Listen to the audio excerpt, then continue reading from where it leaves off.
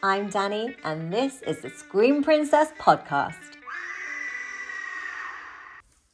Hello there, everyone. Welcome to another episode of the Scream Princess podcast. I'm here today with Mark Iveson, film historian, biographer, and author, and fellow Northeasterner. Yes. So, I mean, I'm not really from the Northeast. No, you're called. You're moved to South Shields. You are called a sand dancer. I'm a sand dancer. I love that though. Yeah, you have sand dancers from Shields. You have the Smoggies are from the Teesside area. Right. The Geordies. Yes. And of course you've got the Mackhams from Sunderland. So my family are, like my dad's side of the family are Mackham.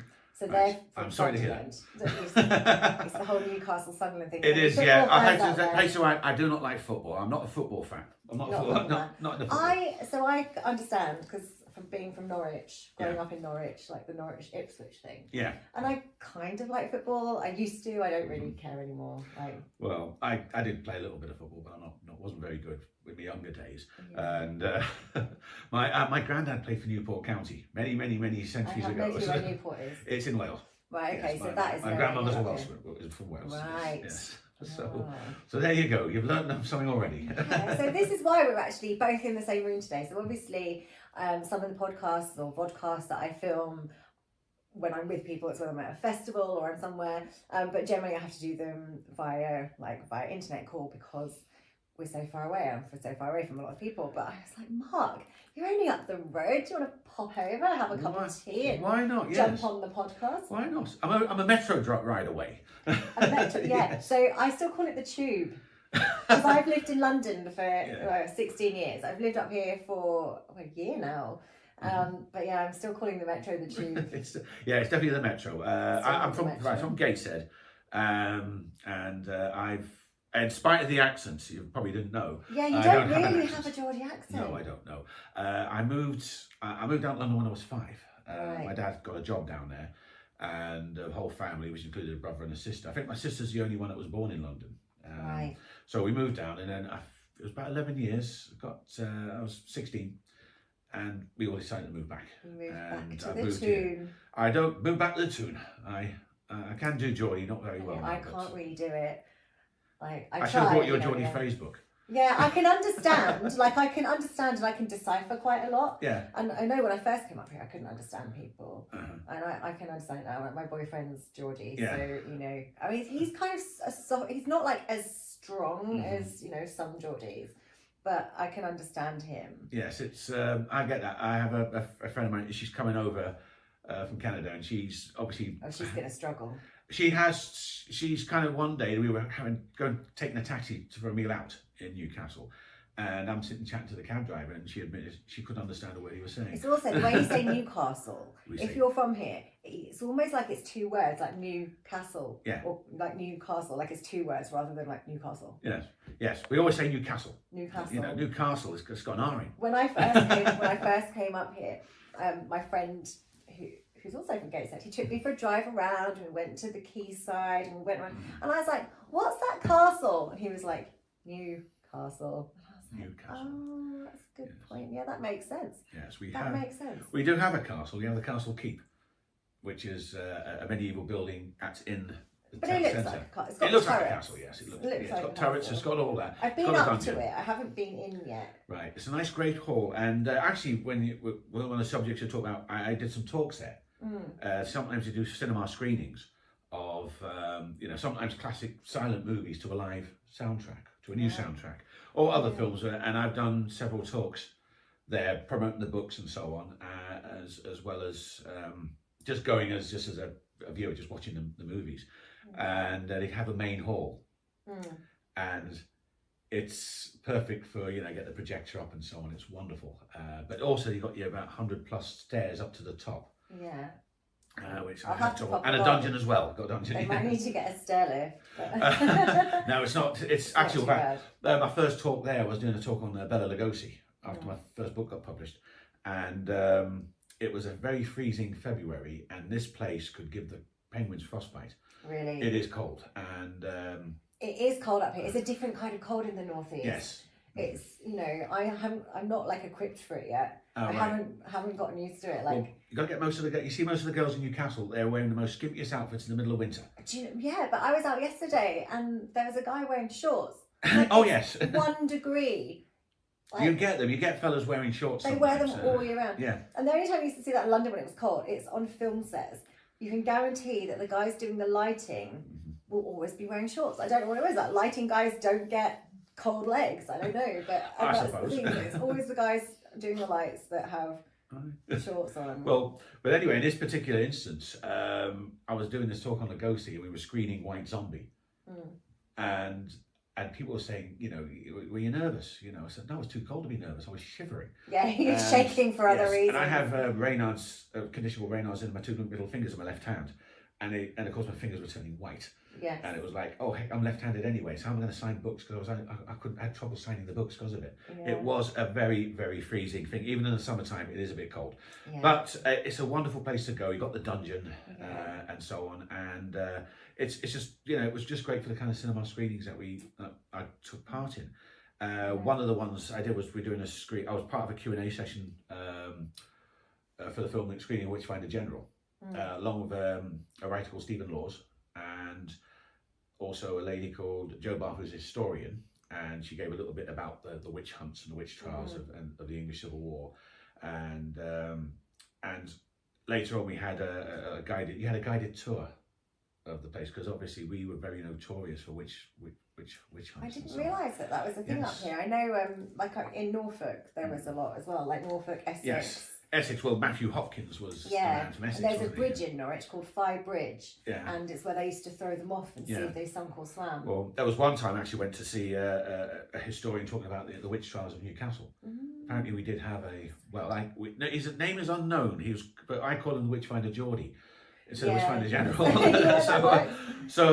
You know, I think comes to North East, we're either the best or the worst at everything. We're never in the middle. I don't know why. So, like, your books, they're all just kind of focused on people from what we call classic horror. Yes, so exactly. The kind of the Hammer year, the early Hammer and the Universal years. Universals so and so on. like, is it Peter Cushing was here? Peter Cushing, yes. He should be a sir. Is he a sir? He's not. He should have been. He should have been. They should do a post. How do you? A posthumous knighthood. Yes. I was going to say post hummus, and that would just be something else. He should have been. Christopher Lee was knighted. He was the one that was. But I feel like Peter Cushing should be. Like Sir Peter Cushing sounds right. I think so. Off your tongue, and you can add the OBE at the end as well, which he did get. Yes, I've done Cushing. That's I might as well. We're gonna do it in reverse now. Anyway, that's the new book. If you get the lights there, if you can see a better looking. Yeah. It's just come out. It's published with Telos Publishing, who've published my previous 2 books, and it just came out, and it seems to be doing well. I recently got the top 10 of best-selling paperbacks, and it's number 8. That's amazing. Wow, it's amazing. We should go through them in order, though. We should do, yes. I mean, so have you put them out in order? They are in order. They're on my coffin table, which you can't see, but my coffee table is a coffin. We'll do the first one, which is called Cursed Horror Stars, and it's actually it's the biographies of 5 horror movie greats.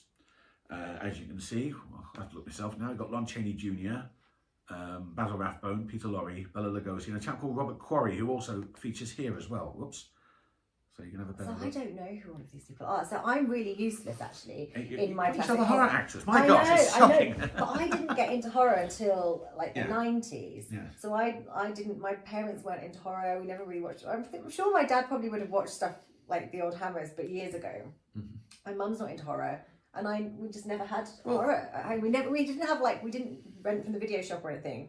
So it was only like when Scream and all those kinds of films come out in the 90s that I kind of got into horror. And then I'm kind of trying to do my homework. Like I've got a Hammer box set and a Universal box set over there, which I'm kind of making my way through.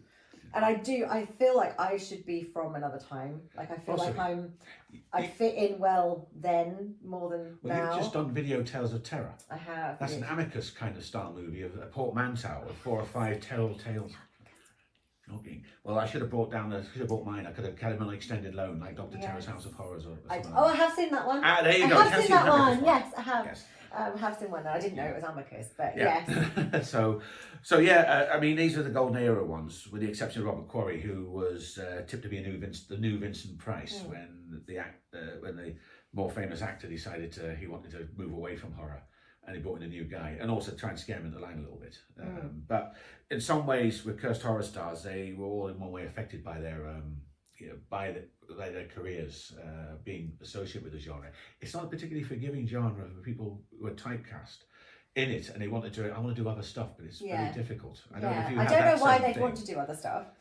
Personally, I like sticking with horror. I can see what you're saying because I didn't train just to do horror. Like I went to drama school and trained as an actor, and I fell into horror, but I love it. And the people, I always say this, but the people are so nice in horror that I'm happy I've stuck there. And I feel like it's a way of carving out a niche. So a lot of these people, if they'd kind of done lots of different things, maybe they wouldn't be as legendary, and they really found a niche. People remember them. I used to write for a webman called Shadowlocked, and I was doing obviously film reviews and other stuff. I did a little piece. It was a series of articles before Shadowlock finally got defunct, but it was a lot of fun. I wrote about 30 odd pieces, and it was like it was mainly, actually it was kind of associated with the horror genre, where you pick an actor who has received some kind of cinema immortality on the strength of only one film.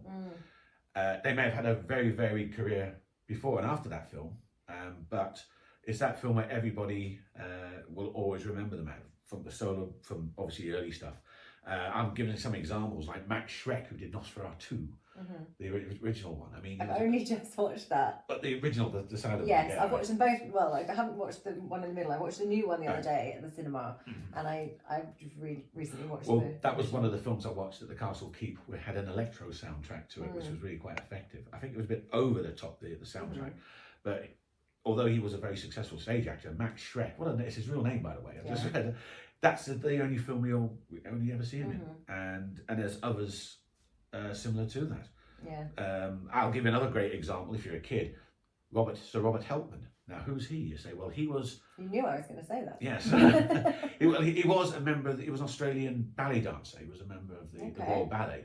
And if you look back on the Powell Pressburger movies of the 40s, he choreographed Tales of Hoffmann and The Red Shoes, which are considered brilliant. They're considered absolutely the greatest films ever made. Certainly, that was actually on my list. It popped up the other day. I don't know what I was reading, and it was on a list of something. And I was like, I must watch that. Well, as it went on, his ballet days, he moved on to directing for the theatre, and he made the odd, cameo appearance in movies. But he would forever be the child catcher in Chitty Chitty Bang Bang. That is it. That's no one else. I've certainly seen that one. In fact, I actually do have a copy of that. That's right. There you go. You find out that man with the strange nose, the creepy uncle that people, the stranger that you're always supposed to know, that you tell kids never talk to strangers. He's a stranger you don't go near. So it's very creepy. So tell me more about the Cursed Horror Stars. So Cursed Horror Stars, like kind of. Obviously cursed because they do horror films, but also cursed by their... They were cursed by other things as well. I suppose back then, like I said, the genre can be very, at least in the early days, unforgiving. You become, and especially with Hollywood, when you're in the studio system, you find yourself pigeonholed in certain roles. And when those roles, there's no demand for them, sometimes they struggle to get work. I mean, there's other aspects as well. Now, with Cursed Horror Stars, I'll just get...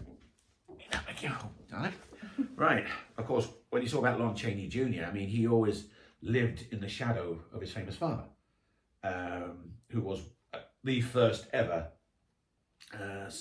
horror star, you might say, Hollywood's horror star, Phantom of the Opera, which is what he's very much well known for. Of course, the younger Chaney was best known as the Wolfman, but he wasn't a great actor, and of course, alcoholism was his big pain, and he turned out to be, sometimes very difficult to work with. And afterwards, when his career at Universal ended, although he had a phenomenal amount of work, he made a good Western villain and so on. Towards the end of his life, he made some absolute dreck.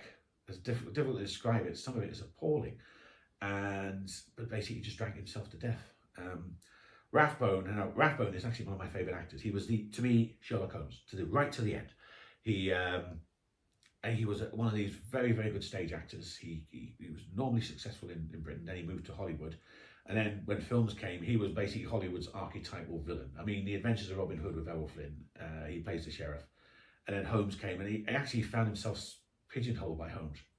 It kind of, and also the fact that his wife used to spend money like water, so he was forced to work with that.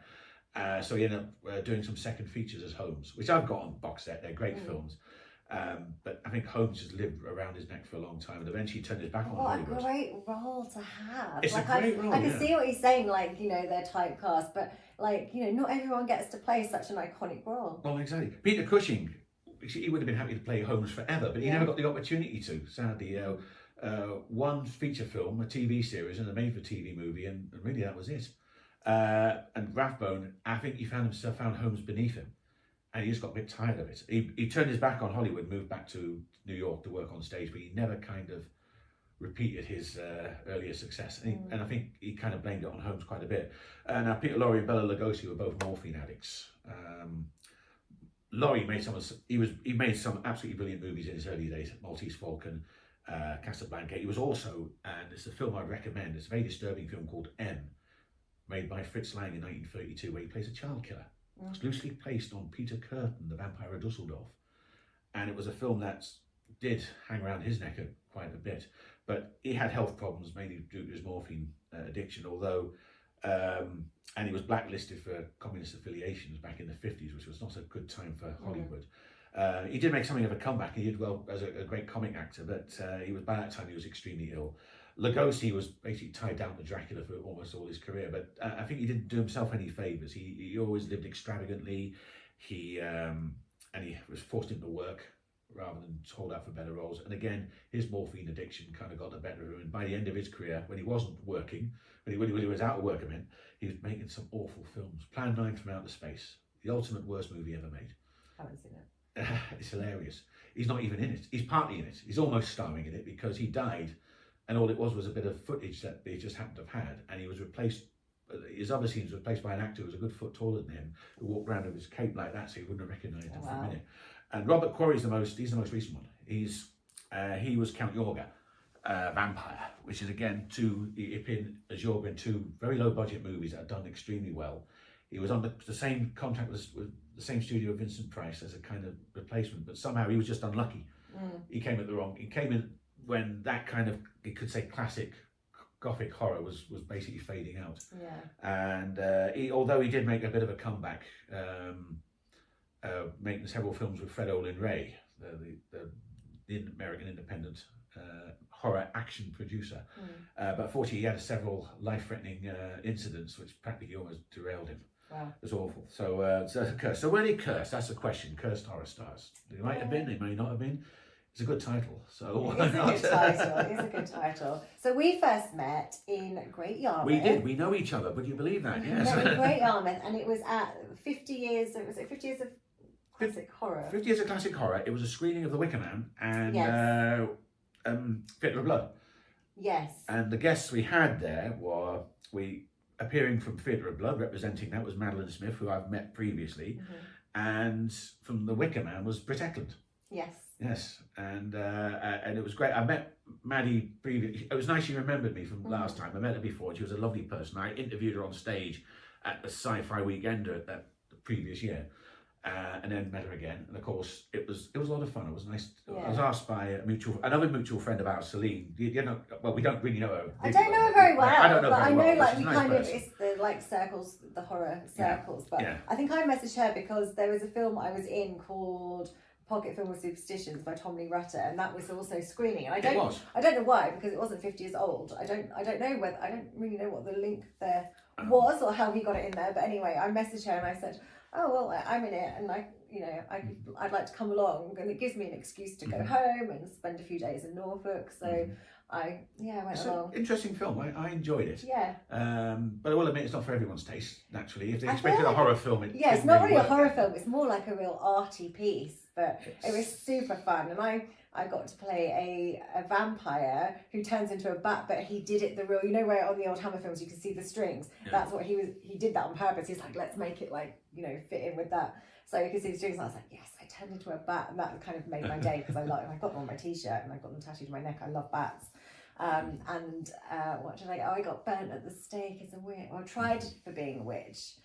I don't think my character was actually a witch. She was just a girl. Well, that's interesting when you say you were burnt as a witch, because I definitely get burnt now. Yeah. Like these days, I'd be like, yeah, I'm not going to deny it. Burn me. Well, when I was doing this screening of Witchfinder General, and this lady Jo Bath was talking about the time of the witch hunts and so on. Witches weren't burnt alive. They weren't? No. They were sunk or swam? No, they were obviously hung. Oh. The only time, and this shows how much of a misogynist society it was back then, because witches were never persecuted. It's only when the English Civil War came, and of course, you know, the social structure of England had collapsed, and they left the laws in the hands of the magistrates, and then some people say she's a witch or he's a witch or whatever, and of course they get tortured into confessing they're a witch, and they got hung. The only time a woman was ever burnt at the stake was if they murdered their husband. And Matthew Hopkins only ever burnt one witch at the stake, because she admitted, well, under certain friendly persuasions, that she murdered her husband through witchcraft. So that's it, you got burnt at the stake. Did he deserve it? Did he deserve it? It's probably a good question, I would say. I feel like he might have. It's a possibility. I don't know the ins and outs of it. Either way, she would have been just leaving him. So you weren't allowed back then. I think you weren't allowed back then. It's very true. Yes, exactly. It's only in Scotland and France that they actually burn witches, and of course in the Middle Ages. I know in Scotland there was like a lot of witch hunts in the borders. Exactly. Yes, and in the Middle Ages, witches weren't bothered. So if you watch Monty Python and the Holy Grail, the historical accuracy's gone out the window. They didn't burn witches. It's a nice story. It's not a nice story. It's a horrible story. It's not a horrible story, but it's an interesting story. It's yes. an interesting story. Yeah, I don't think you should burn the witches. I actually went along to where did I go? Is it Pendle? And there's Pendle Hill, and that's where they walked the witches. And I had a photo shoot in Bury, and I booked a hotel, and I was like, oh, I'm going to go up a day early, and I'm going to do the walk. It's actually a hike, and it was on my list of 100 greatest hikes or something by the Ordnance Survey. But I did it in like, I'm sure it was January, and it was muddy, and I was like, my feet were sinking in the mud in these fields. But I was like, no, I'm going to do the witches walk, and it's an interesting walk. But they walked them all along there on chains, which is very sad. Very, very much so. It's a very, very, very violent time. It wasn't just the actual war itself. Yeah, I'm glad I don't come from the Middle Ages, because no, that's I certainly haven't. I'd have been hung or tortured or burnt or something like that. Yeah, would have happened to me. Yes, it's unfortunate. All it would have been for is cooking with herbs or something. It'd have been like, yeah, something like that. And in fact, you've got two cats. I have got two cats. You've got witch. You're a witch. You have witches familiars. Yes. I mean, I did want black cats for that reason. It's like, I want a black cat, and also because people. They're the ones that get left. No one wants a black cat, which is bizarre. I don't know. Black cat's a black cat. It doesn't bother me. No. And mind you, your cat Magic was giving me some funny looks. So yeah, she's like, why aren't you feeding me? She's something. All right, that's probably what it is. Yeah. Magic's like, well, she was about, and Midnight's probably under the bedroom. All right. So on to your second book. Right. What have we got next? Vincent Price, The British Connection. Yes, again, as with Curse Horror Stars, published by Telos Publishing. I actually wrote a piece for Shadowlocked called Vincent Price, The British Connection. It was just a brief article of all the British films that he'd done. And I just thought I could expand that to book form if I could. Yeah, I think I will. But it's a biography, obviously. It's very much, the first half of the book is talking about his early life, but what I was trying to do is emphasise his very strong British links. I reckon some people who had first got introduced to Vincent Price were probably convinced he was English because of his wonderful speaking voice. I didn't know that he wasn't. Yeah, he's a St. Louis native, which was okay. And his father was a sweet manufacturer, one of the most foremost ones in St. Louis. I said, and so he was something of a, I suppose, our idea of Willy Wonka. He did sweets, he did gobstoppers, the jawbreakers. So he came from a very upper middle class family. So he could have had a very different career and taken Gene Wilder's role. Possibly, but his initial career was in the arts. It was very much one of his things was he became fascinated by art. There is a Vincent Price art gallery in East LA. I went to East LA, but we couldn't find the damn thing. Oh, really? Years ago. It was a long time ago. Yes. So eventually, we just gave up. Me and the guy I went with, we just went to the movies instead. But anyway, we and then I thought, right, well, there was a lot of, obviously, like a lot of Americans, he had ancestry in England, and he decided to go as a teenager, go on a tour of Europe, which included London, and he grew to love London, and he went to the Courtauld Institute of Art, where his idea of being an art historian, but that's when he got lured, although he was very much into acting, he got lured into it by appearing on stage at the Gate Theatre in a production of Chicago, and that led on to Victoria Regina, where he had the leading role as Prince Albert, and that was optioned as a Broadway production by the great Helen Hayes, who was America's First Lady of Theatre, and he came back with them through as Albert, and then he established himself as a very, very serious stage actor before he moved to Hollywood. So yes, there's a lot of English links, and he played English characters in he played Charles II, he played Walter Raleigh in various movies, and his second wife was British. It was only when he became a horror star, he was under contract with American International Pictures, who were America's equivalent of Hammer. And they eventually, like a lot of American companies in the 60s, to make use of the ED levy, which was a tax incentive, they set a base up in Britain. And his first film was Mask of the Red Death, which is actually the cover of the book. And then from then on, for the next 10 years, nearly all his films are made in Britain. And so I focus on each film. Right. On that, and of course, again carrying on with his links to the UK in one form or another, and and that's basically that's what it's about. Of course, when he finally turned his back on horror in the 70s, and he reinvented himself on stage playing Oscar Wilde, so another strong British link. And then he moved back. He returned to horror. He played a trio of not particularly great British spoof movies. Right. So they're not bad. You can watch them in a good light, but. And then by that time, he was getting older, and he eventually sadly passed away. But in between all that, he was very much into art and cooking. So I've just been bought. My boyfriend bought it for me, and I haven't actually taken it out of the cellophane yet. But a cooking. Cooking price wise. Yes. Yes. So I haven't taken it. It's still wrapped up. But I actually, alongside doing this, I've got a little vegan vamp stream on my YouTube channel, and it's me cooking vegan food. Right. So, or like taking recipes and kind of veganizing them for the channel. I was going to ask about that. I don't know if his book will have anything to do with vegan or vegetarian cooking. So I don't know. Cucumber crocodiles. I feel like cucumber crocodiles would be vegan, but I'm sure I can make substitutes and try and work it out. So that's kind of an episode that I want to do, is kind of watch his stuff and kind of try and recreate something. He certainly did. He did. But I haven't done it yet. I think he put mackerel or fish in a tumble dryer once on a Terry Wogan show years ago. I'll not be putting mackerel or fish in my tumble dryer or an equivalent. My tumble dryer is like my favourite household appliance that I bought. Really? Like I've never owned one before, and I've had it like since I've lived here now, so just about a year, and it's like my favourite thing in the world. Really? Yeah, I'm like, yes, because I used to dry my clothes all over my flat in London. I had like rails everywhere, and now it's just like an hour dry. Oh yes, mine's an old second-hand one, which I use it and it's great. Yeah. so it's like that's really. So yes, he was a cook. He bought art for Sears Roebuck, which is the big department store in the States. So he was art was his big life. He wrote in between camping it up in horror films and TV stuff and so on. He would do very serious. He was very campy. Oh, very much so. Yes. But I guess that's the arty, lovey. Yeah, I reckon he was his own best publicist. So nobody needed to publicise his movies. He kind of almost did it himself because he was just a very flamboyant persona, and of course, and it's reflected in the kind of films he'd done. When he did a comedy film, when he camped it, he did.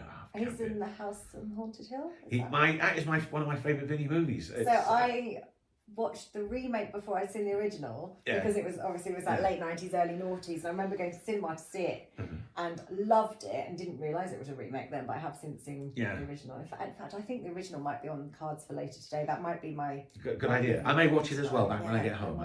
So we'll text each other later saying that we're going to be. What do you think of the film so far? And you'll get back saying that. Yeah. I know. I always feel like whenever I do these and I've been chatting to somebody about films, I'm like, right, that's definitely what I'm going to watch tonight. There's also one called The Bat, which is nowhere near as fun, but I haven't seen it. You might find a good laugh out of that. Or if you really want something that's dreadful, I don't think it's that bad, but it's not very good. It's Bloodbath and House of Death with Kenny Everett. Okay. Yes, he plays the sinister man. He doesn't have a big part in it. That was his last British-made horror film. Right. And like I said, not very good, but you might find some enjoyment out of it, especially when you hear the most elegant of actors, with a wonderful speaking voice, perfect diction, swearing his head off. Well, I tend to for watching the older ones that I haven't seen yet. I tend to wait for my boyfriend because he really likes all of the older ones. Like he grew up watching them, and he loves like the old classic horror films. Yeah. Whereas I've always kind of been used to watching the more like glossy, like. I like the glossy ones. I like the glossy. I like a good old modern one. I haven't watched many lately, but I do. I don't know, the slasher ones are fun. Yeah. Anything to do with eyeballs, I stay away from because I had an eye trauma a couple of years back, which and since then it's recovered. But boy, anything to do with eyes. Yeah. If I ever watch the scene in Zombie Flesh Eaters, Lucio Fulci's classic horror, there's a scene when the girl gets her eyeball impaled on a splinter in close up. Well, I just close my eyes. If I watch it, I close my eyes, wait for the screaming to stop because it goes on to the next scene.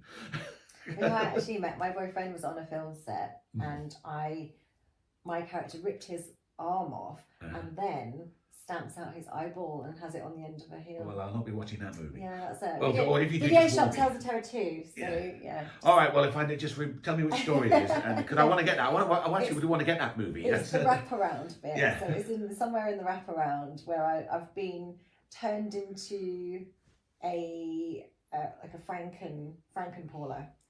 Frankenpaula, yeah. And so my character's Paula Valentine, and then she gets killed, and someone brings her back. But I've got like the kind of Bride of Frankenstein wig on, and they put me in a wedding dress, and it's a Frankenpaula. Oh, that's worth watching. Yeah, definitely worth watching for me. Yeah. Yeah. So I stabbed his eyeball out.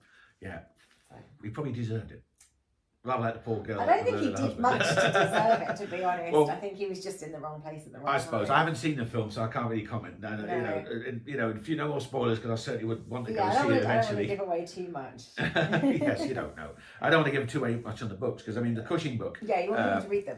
You want people to read them. The Cushing book is actually the opposite of Vincent Price in terms of... He was the most British of actors. Very, very British. He was not one for travelling abroad. No, and he ended up in Whitstable. Yes, Whitstable, which I've been to a couple of times. Have you been to the Peter Cushing pub? Yes. I haven't. I went past it. Yes, I went to visit a friend of mine, and we did go to Whitstable. And why we never went, but we did go to the Tudor Tea Rooms, which is his I went there too. Place. Yes. Well, I sort of took myself. We will talk about your book, and then I'll tell you about it. But we just sort of did a little Peter Cushing tour, which we kind of made up ourselves. Oh right. Oh, that's cool. But... Well, with the Cushing book, he did something, and it was youthful ambition. He finally established himself as an actor in rep, and he did reasonably well for himself. And he decided, I'm going to Hollywood. One-way ticket paid for by his dad. Travelled to America. He managed to get himself a bit part in a studio where they were filming The Man in the Iron Mask, and that was where he started. Whereas he just basically walked into a studio and got a part. Where there's lots of actors hanging around waiting for them to be discovered, and he just went straight in there. And he became friends with this star, Lewis Hayward, who was married to Ida Lupino, and they were like Hollywood's golden couple. He moved in with them. And actually, Frank, if you look, when you look at his early Hollywood career, he didn't do too badly. He was getting a fair bit of work in, and he even had a couple of leading roles. Vigil in the Night was he had second male lead, and he was well received, his performance. And he also worked with Laurel and Hardy in The Chump at Oxford, which... Was one of them from here? Stan Laurel, yes, sort of. He was from Ulverston. I don't know where that is. I think that's Lancashire. Oh. Yeah. But his family were quite reasonably well off. His father was a cinema manager. But they actually spent a lot of time in the North East, in North Shields. Yeah, I feel I knew there was a link between Laurel and Hardy and the North East. Stan and Ollie made regular visits to Whitney Bay. Stanley's sister had a pub in the town. Right. But I always remembered, and someone lent me this. This is an old Laurel and Hardy story, which I find quite funny. They appeared on This Is Your Life in the 50s, and in England we had Eamon Andrews during the... I still love that show, not in the 50s, because I wasn't born yet. But they had Michael Aspel years. Yeah, Michael Aspel, yes, because obviously poor Eamon had passed away since then. Now, in America, they had Ralph Edwards, who was basically America's Eamon Andrews on This Is Your Life, and he got Stan and Ollie on. And of course, this must be the first time he ever heard a Geordie accent on American TV, because as Ralph Edwards say, all the way from North Shields, England, your school friend, and he actually walks on stage and says, "How you doing, Stan? You alright?" Welcome back to the Screen Princess podcast. So yeah, so he has a strong connection. He's not from the North East, but he had a strong connection with North Shields and Whitney Bay around the coastline. Oh, so he didn't have a Geordie accent. Well, I think there was if you watch a Chump at Oxford, he does when he gets a blow to the head and becomes Lord Paddington. Right. And he speaks in a posh voice, but I can hear twinges of Lancashire and I can hear twinges of Geordie in his voice, so it does slip. I've a couple of times I've accidentally said "can it" instead of "can't," and then I'm like, "What is happening?" Can you do that, Pat? I can it. You can't do that. And You've only been here a year now. Why don't you just give it time? I know. And I'm like, I must work on my voice and keep my accent. Well, I promised I'd take her out around Newcastle with my circle of friends and so on, and then you'll find out. I'm terrible for getting out because I'm such a homebody, especially when it's cold. Like in the summer and the spring, I might leave I might come out. We're planning on a few good nights out later. Yeah, when it's cold, I'm like, oh no, I can't go out. Yeah, because I always send you messages when usually I got a friend of mine who says, "You fancy going out? Let's have a night out on such and such a Saturday." He said, "Yeah, sure thing." We get our friends out and so on, and I send you messages as well because you only just moved up here. Yeah. And I moved up here, but then I ended up in Scotland for a while. Yeah. So I ended up kind of because it took me a while to get my keys, and I ended up moving with my boyfriend in Scotland and staying there for longer than I was meant to. Really, I thought I'd get my keys a lot sooner. And then I came back. Yeah, well, then I kept sending you messages. You want to come out? You get to meet a few people and so on. And you're always busy though. You were flying. Your jet setting lifestyle, making your latest movie. I was. I've calmed down a little bit now. I was busy because I moved, and then I ended up kind of filming in the south, and I ended up in Texas. I remembered you said, "Sorry, I'm off to Texas." Yes. And I said, "Can I come?" Yeah. I've never been to Texas. It was nice and warm. It was cold here, and I was just loving the heat. But most of the filming was actually indoors in the studio, so that can't be good. Well, no, and then they've got aircon on, and I'm just like, oh, now I'm cold again. This what gets me with the behind the scenes stuff that happens in your movies. When I watch a movie, I see if it's a horror film, as an example. If somebody gets an axe in the face and so on, oh, that's great. That's one scene, brilliant. But however, behind the scenes, it's all got the fact that the makeup artist has got to fix an axe on some poor person's face. You got to sit around and twiddle your thumbs and do that. When I think about sex scenes in these movies, I mean, crikey, how long do they must last when you get a film crew staring at you? It must be off-putting. Yeah, I don't really get them. No, I didn't say you would. Just say it's an example of that. I've been lucky. I haven't had any really I've had a couple, but I prefer not to. I prefer not to do anything like that. No, I get it. It just seems kind of weird, If I think about the American porno industry, you got a whole camera crew watching that, and I thought, I don't think I could do that. No. But yeah. So where's Peter Cushing originally from? Well, he's born in Kenley and Surrey. Right. I think I've got to remember that now. And he was a film fan. He loved acting from when he was a kid. He wasn't a particularly academic person. He was very good at art. So there's another art that he painted some wonderful watercolours. And he was no good at anything else. He managed to get himself a surveyor's job through his father, and then he started acting in local amateur dramatics and so on. And eventually he moved to Hollywood. Like I said, he did a reasonably good career, actually. He did quite well, mostly bit parts, but he was there, and he made appearances. And then this is what got me homesickness. He was on the verge of stardom. He had a contract offered to him, and but by that time war had just broken out. He was homesick, and he decided to work his passage back home. Was not an easy time, because when you think that ships, planes were requisitioned for war at that time, he basically had to almost work his way back there. And it's a shame, because sometimes I wonder to myself, if he had stayed, he had Lois Hayward and Ida Lupino, who were basically a big influence on him, and he suddenly became friends with a lot of the British expats and so on. He impressed a couple of directors. So I think he would have had a very, very good career. I would say as a light leading man. Probably in the lines of David Niven, someone like that. Maybe not as big as Niven, but certainly has that kind of quality. And then he could have moved on to better roles as he got older. But no, he turned his back on it. And sometimes you wonder if it was a mistake or not, because he did struggle when he returned to England, he couldn't get into the armed forces, but trying to establish himself as a stage actor. He'd married by then. He was very much devoted to his wife, and it wasn't until the 50s when television was in its infancy that suddenly he became a big star. So part of it is obviously it's a biography again, but I'm trying to focus on the films that he made overseas. So he did his Hollywood films, and by the 50s he was starting to emerge as a supporting actor in quite a few big budget epics. You got to watch The Black Knight; it's hilarious.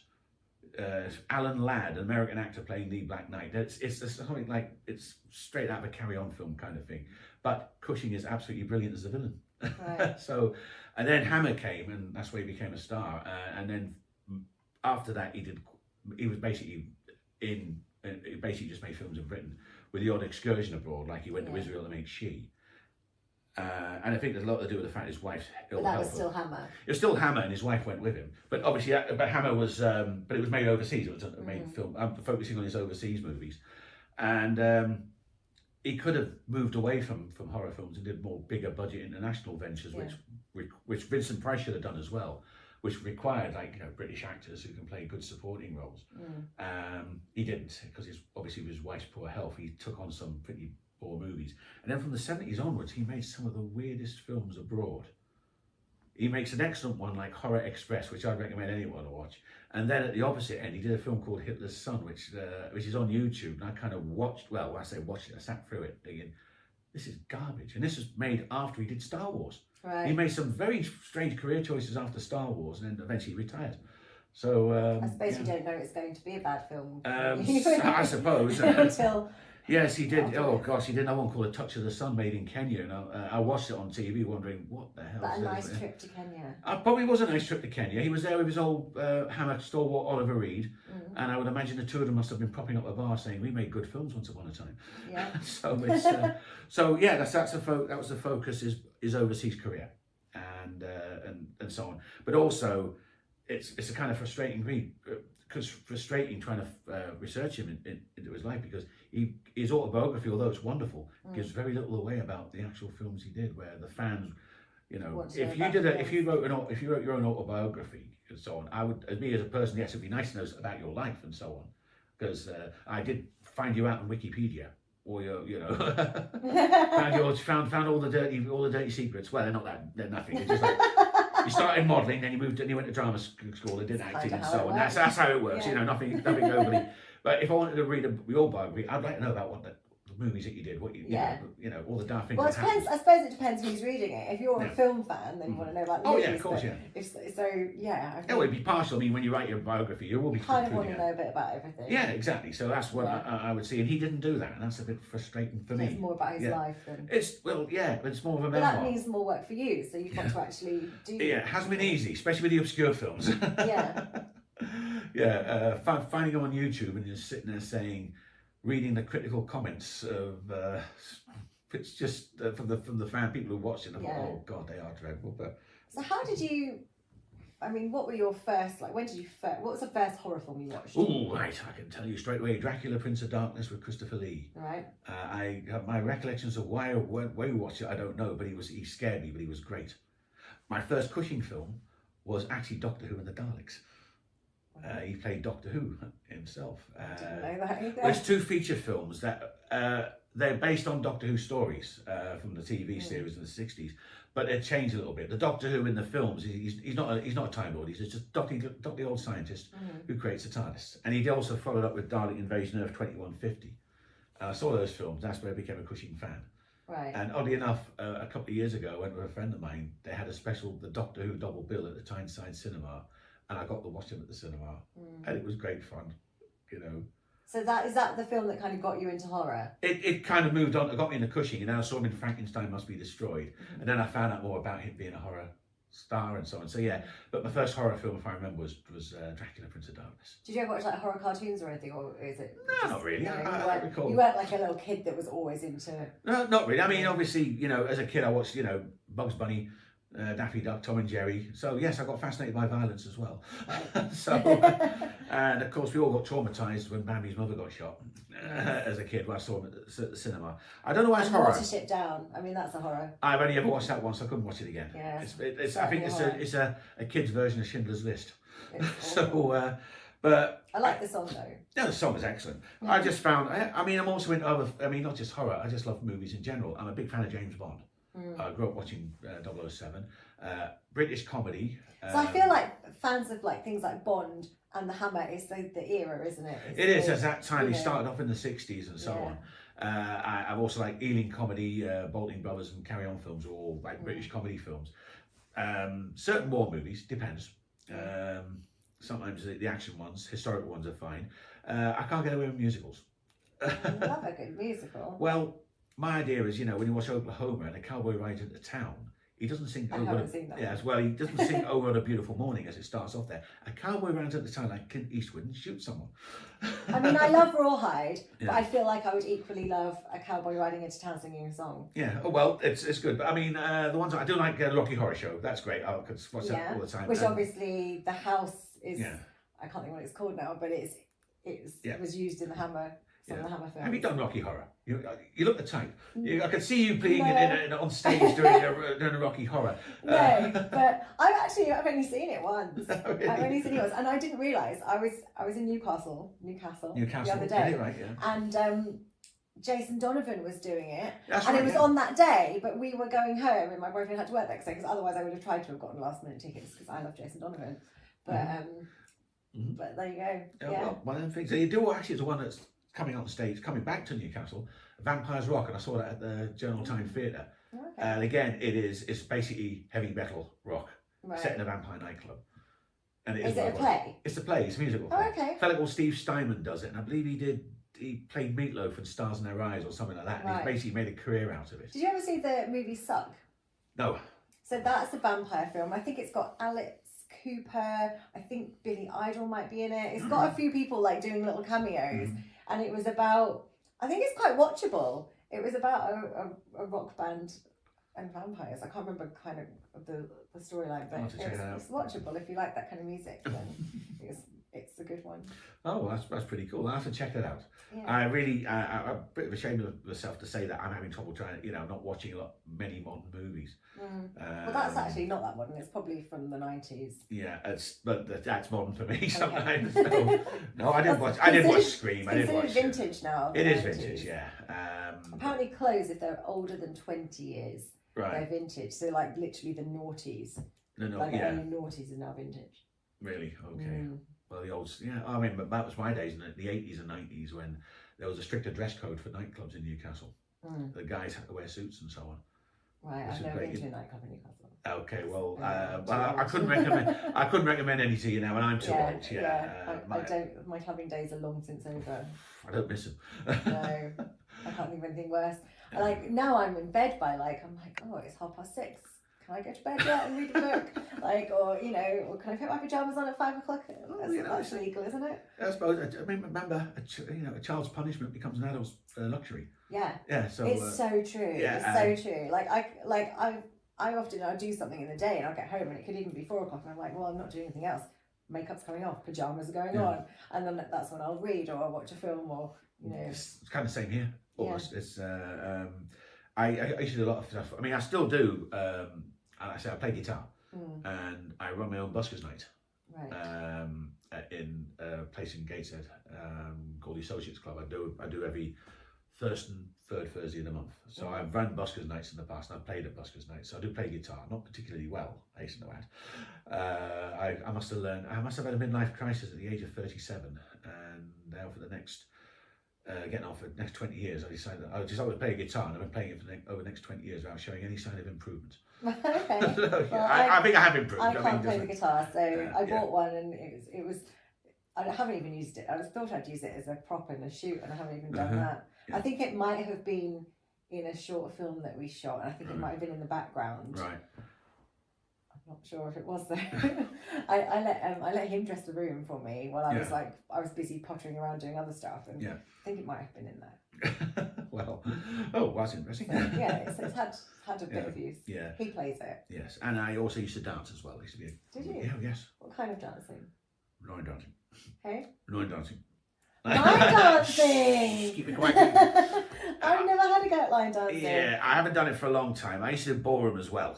That's super fun. There's nothing wrong with that. Certainly nothing wrong with that, but the leg can't take it anymore. So I used to go to swing dance classes in London, but they were like drop-in, so you didn't actually have to have a partner because you all swap round. Yeah. So it'd be like you do a little bit of swap, so you kind of dance with everybody, so you get to dance with everyone for different levels. And I used to go like on the odd occasion, like it is fun. It just reminds me of a little story. It's totally un-horror related, but certainly swing dancing related, kind of. Okay. And people would only get the gag if I reveal the punchline. So only certain people get it. So either you're going to be laughing and saying, "Oh, that's amazing" and all that, or you're going to have a quizzical look on your face saying, "Oh no, I'm worried now." Okay, well, there we go. Well, this is going. It was one Easter. I go to a pub. I go to the Time Bar. And down in Ousbourne village, it's on the Newcastle side of the quayside, the river. And it was one particular beautiful Easter day, Easter Sunday. And there was a band on called the King Bees. They're American swing. And I've seen them many times. They are very good. I'd certainly recommend them. And they actually had, and I believe they were called the Newcastle Swing Dancers were there. Now it's the outdoor stage, open area. They were all doing jive to rock, salsa. They did the whole Americana stuff, and it was great watching it and all that. And I found myself saying, I wish I could go back to dancing again, but I know I can't. But then this rather interesting chap turned up. He had a wide-brimmed bandana, he had jewelry, he had a few people around him, and a friend of mine went and said, is he famous? He looks familiar. I couldn't place him. I thought, yeah, he must be. People are taking selfies with him and so on. And I found out, and this is the punchline, we'll see what you look like. It was nothing more but Steve Van Zandt from Bruce Springsteen's E Street Band. There you go. I can see the look on your face. Who the hell's he? I've heard of Bruce Springsteen. Yeah. He's in The Sopranos as well. He's an actor. Have you ever seen it? Apparently he was doing a gig at Whitley Bay Playhouse, which I've been to many times for events and so on. And he obviously heard the music from the hotel he was staying at, went down there and just basically put on his Twitter account, I recommend the King Bees, I recommend the Time Bar. He got tickets for the boys to go and watch him at his gig and so on. And there you go. And the boys, at last I saw them, they're milking this association forever. Right. But this is the old story. I get that when someone said, Steve Van Zandt, I don't believe it. Oh, why do you so? Did you get to speak to him? I wish I didn't. And others would say who. So you're the who. No, I'll let you off. I'm a who. Yeah. So what are you writing anything at the moment? Have you got anything? I have got an idea for a book. I can't say too much about it, but it is, you can if you rewatch this, we have talked about it. Oh God. Not intentionally, obviously. We've had discussed something and you brought it up. That could be anything. It could be anything. Could be absolutely anything. I haven't started on it yet. I want to, obviously I've got a few events that I'm lined up for. So you do talks and things as well? I do I've done a lot of talks. I kind of just thought to myself when Cursed Horror Stars was published, I just thought, well, it's nice for the money to come in, but Telos isn't a big publishing house. The opportunity when he accepted the book, it was too good an opportunity to miss. I'd spent a lot of time on a serious note. I was seriously battling clinical depression for a few years, and it was difficult. I couldn't write or anything like that. Although I still wanted to write. I used to go to a writers' retreat called which was based at Swanwick, Derbyshire, and I've been going there for quite a few years. And even when I had downers and so on, I would go there and it would pick me up again. But I had one particular year where I just couldn't, and I was going through a bad patch with depression, which I'm glad to say I don't think you can ever escape depression, but it's always there. But eventually, after a friend of mine a couple of friends recommended me publishers, try them. One was I tried one and it was Steve Walker from Telos Publishing. He said, yes, we're interested. And they said, so the thought of it, I mean, I could have gone to a bigger place and said, make millions. I didn't. The idea of getting a book published was too good an opportunity. Now, knowing that I was obviously not the biggest publishing house, and it's nice for the money to come in if you do so. But I thought, I'm going to do this. I've got to do some plugging myself. I've really got to say, I've got to make this work for me too. Obviously, having a job, I'm restricted to the New York Northeast area. So I put myself about, and I eventually got myself some speaking engagements at the Castle Keep. At the Bela Lugosi story, when my hands were frozen and so on. And I've done several talks there. And then I got involved with, met someone called Chris Phipps, who sadly was very much my mentor. I only know him a couple of years. Sadly, he passed away a little while back, and he got me involved in the Newcastle Book Festival. I did a talk there. He got me involved in the Whitley Bay Film Festival. The Whitley Bay Film Festival is something I've been actively involved in for a long time, and it's always on. I love Whitley Bay. Yeah, Whitley Bay is great. I mean, they have events on at the let's say the Playhouse and the Exchange Theatre in North Shields, all around that area, and it's an amazing event. They've had people like Tony Iommi from Black Sabbath, Roger Daltrey's been a guest speaker. My favourite, Bill Nighy, he turned up once, and that was an amazing event. Ian Lefrene, who's the creator of the Lightly Lads, is the patron, and he's been on as well, doing some talks.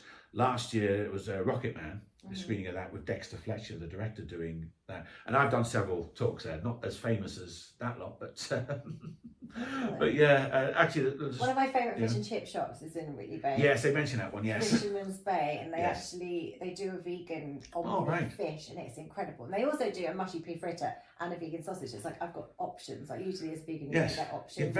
You're very limited with fish and chips. They're great. It's really good. Like whenever in Whitley Bay, often park at Tynemouth. We'll walk to St Mary's Lighthouse and then back. So that's and then we always stop there for food. You will find I've done several talks at St Mary's Lighthouse. Have you? Yes. I've never been up. I've never been in actually. I've been like outside. We don't actually do it in the lighthouse. We do have there's a little conference room. Right. And I've done a couple of Vincent Price movies. We've did talks on them. I did one with Chris for a film called Tales of Terror, which is my favorite. Actually, when you talk about anthology films, that's my favourite one. One of my favourites. And then another time I was doing a talk on Scream and Scream Again, which features Vincent Price, Peter Cushing and Christopher Lee, all in very small roles. Right. If you're sitting there looking for the ultimate horror experience of those three actors in, forget it.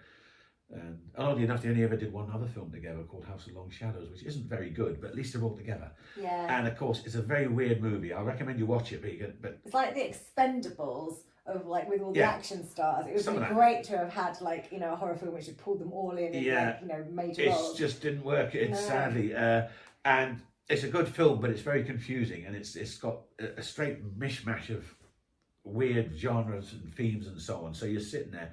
I did the talk on how it got made and so on, and then eventually at the end when the film finished, and I did a slight like an informal Q&A, and I said, any questions? Just go for the hand. I said, oh, we don't mind me asking, but what's it all about? She should have listened. Well, I said, I've watched that film several times, and to be honest, I'm buggered if I know. So I can work it out now. But so Whitley Bay's been a big thing for me. So I've done like several talks, and more recently, away from the area, I did the Sci-Fi Weekender a couple of years ago, where I got to meet Madeline Smith, who's adorable. Michael Jason, who I got to become really good mates with. He was talking about his career, and I asked him some, he told me some great stories. I mean, if you're not familiar with me, he was Raquel's dad in Only Fools and Horses. If you may have seen Only Fools and Horses, I don't know. I have, but I can't remember her Well, dad. he discovers the Victorian timepiece that makes Delhi millionaires. Oh God, I can't remember. It's a long time ago. Well, he did some leading roles in some great movies and some bad movies as well, which I asked him about. And Brian Blessed was there. I couldn't get anywhere near him because he shouts too much. No, he seems like a nice fellow. He was nice, pleasant. Seemed like a nice fellow. I just never got the chance to talk to him. And that was a lot of fun, interviewing Maddie Smith and getting interviewed myself on another stage. It was great, and it was thanks to David Howe and his wife Samantha. David's the co-owner of Telos Publishing, and Samantha, who's a phenomenally talented writer, and she's actually one of her books, Stranger in Her Bed, was adapted into a movie, and she's a very good horror writer. Certainly recommend her work too. So I've got to say this, you see,